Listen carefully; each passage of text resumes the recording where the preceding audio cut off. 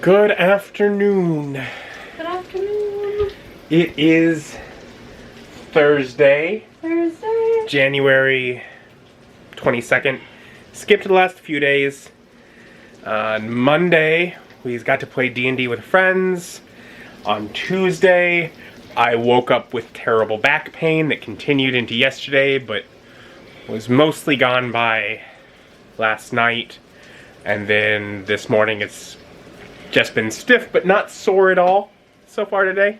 And that's something I didn't used to, bother being grateful for. Back pain makes you feel old. But I was getting through. Today, we're working on dinner. Yeah. And we're like, okay, well, let's do a movie day. And we yet again, Beth was like, let's watch a good movie. Watched a good movie last week. But we're gonna again watch a good movie. I only like good movies. I like all sorts of movies. So we're gonna watch Princess Bride, which you said you've only seen parts of? I've seen a lot of parts of it, but not in order, not cohesively, just other people have been watching it, it's around. Yeah, and it's good, and so I just, suck shit in, but I've never started it and finished it. So I don't really know how it ends. I don't really know how it starts. I know. Oh, that's fun. My name is Inigo Montoya. You killed my father. Prepare to die. I know, Oh, is that where I quoted that, yesterday or the day before or something? Yeah. I know the quotes, but... Yeah. I don't actually know the movie. But yeah, so we're getting dinner ready and we're gonna settle in and enjoy The Princess Bride. And I would give The Princess Bride 9.1 out of 10. From the back of the box. Even death can't stop true love. Just postpone it a little. Once upon a time, there was a beautiful maiden named Buttercup who fell in love with her handsome but poor stable boy, Wesley.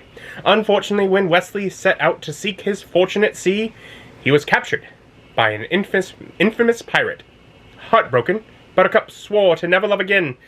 However, after 5 years, she accepts the marriage proposal of a horrible Prince Humperdinck, whom she doesn't love, and is forced to live unhappily ever after.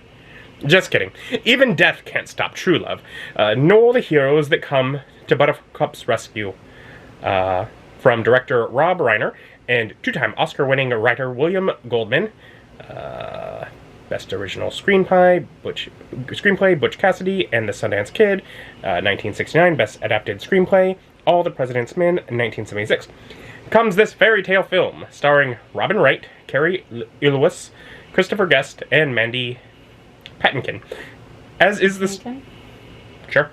This is the story of dashing heroes, rhyming giants, a beautiful princess, and a kindly grandfather who brings to life a magical story for his sick grandson. There's even kissing. Kissing?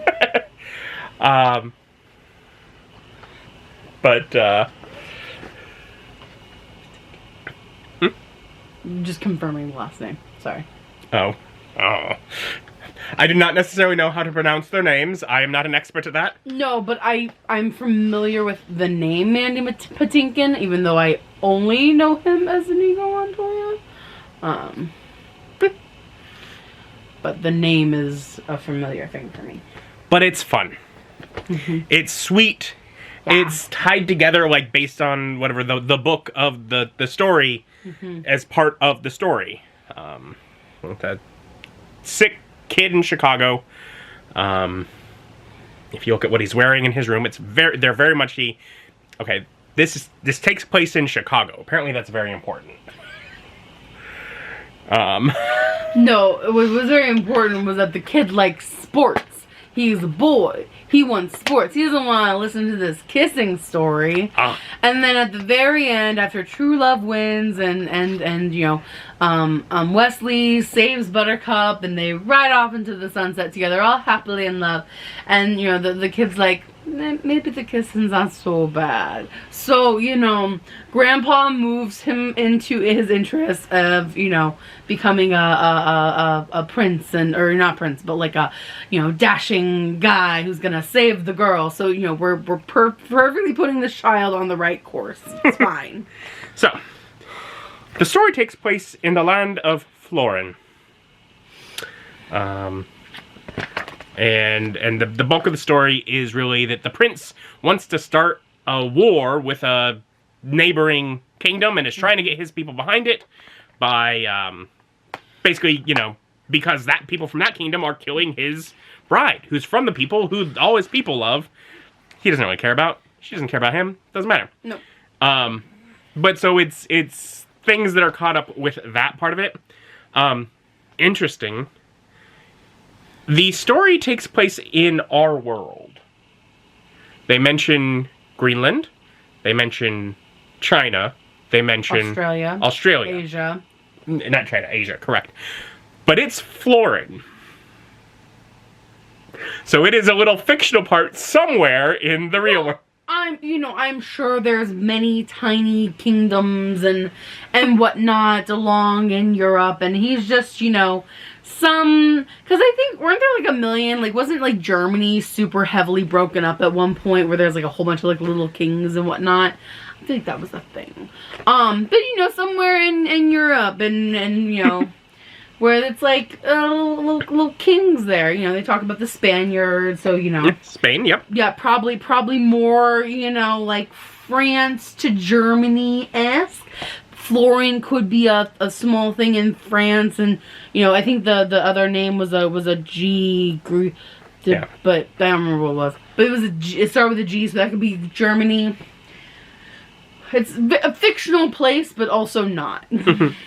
But otherwise, yeah, it's fun. It's got great sword fights. It's got true love. It has rodents of unusual size. Torture. Murder. Some being almost dead. Miracles. Mostly dead. Not all dead, but mostly dead. Yeah. Yeah. Billy Crystal as Miracle Max, who works a miracle. You know, mostly for the fact that he wants to get back at the guy that fired him. Well, and then they leave, and he's like, it's like a miracle. Who knows if it's even gonna work? So he's like, not even he believes in whatever he does, but it works. It works. So magic. So, yeah, magic, that he's not even sure how it works. And, you know, his wife is definitely a part of that magic because he calls her a witch.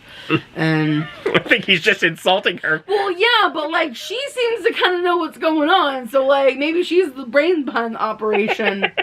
It's my new headcanon. Okay. Cliffs of Despair. No, Pit of Despair, Cliffs of Insanity. You're getting them all mixed up. But yeah, no, it's fun.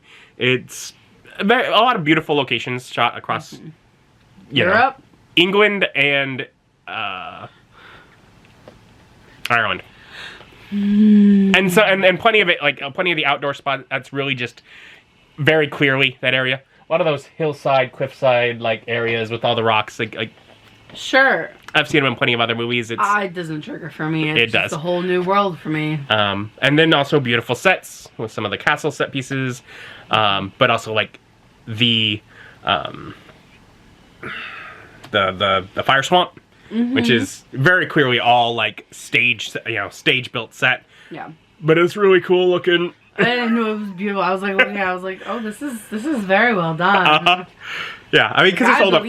It's as old as me. It's from 1987. Yep. So there are things with just how it's shot, but I mean, it's practical effects, so they hold up as good today as they did then. It doesn't suffer any of the things that like the computer generated effects can cause like issues. Early, or even some of the puppets can kind of look kind of wonky, you know, but they tend to hold up a little bit better than like early CGI stuff. Yeah. So this is fun, is cool, is cute story. It is a good story. You know, the key story underlying all of it is, you know, Inigo Montoya trying to get his revenge. The six-fingered man. Yeah. And doing so. He Successfully. fully succeeds. And then, like, riding off afterwards. Like, he got stabbed, like, 4 times. I was literally just thinking about this. And I felt like I'd seen something relatively recently. Because, again, I've seen a lot of Princess Bride, but have never actually watched it fully in its entirety. Yep. So I knew a lot of the main things. I was like, I knew that there was bad people that, you know, just, I kind of knew the gist. But I'd seen, I think, comparing it to D&D and like little certain parts of it, and I was like, man, was that him doing a second wind? He gets stabbed, and you think he's dead, and then he starts fighting back. My name is Inigo Montoya. You killed my father. Right. Prepare to die. It very much felt like my name is Inigo Montoya. You killed my. But it very much felt like a good, like, indication of, like, second wind. And that's probably a lot why I like it. It is a It's very D&D story. Yeah. Yeah. Yeah. So I was like, that's a great representation. I don't know. Obviously, I mean, D&D was, of course, around at that time. So it's like, who knows if that's what they were pulling from. They're like, let's throw in this with our fighter. But, I don't know that those specific abilities were around yet, but... Who knows? D&D's changed so much. It might have. You know, like a boot and rally kind of thing. But yeah, is fun fantasy fairy tale that does feel very grounded in Earth. Yeah. It's not a land with elves and dwarves. No. It's not a land with great unimaginable monsters. It is very much romantic fantasy fairy tale, but also feels very grounded in reality. Yep. And that's just a fun mix. And not what I always think of or expect with a lot of the fantasy fairy tale sort of stories. No. Yeah. It's fantasy fairy tale, but it's like a low magic world, you know? Yeah. But yeah, so that's Princess Bride. Yeah. It's good. It's a good one. I've liked it since I was a kid. I'm glad I finally get to watch it all. Yeah. But otherwise, we'll call it a night. Yeah. Thank you for joining us. Join us as our journey continues. Bye. Bye.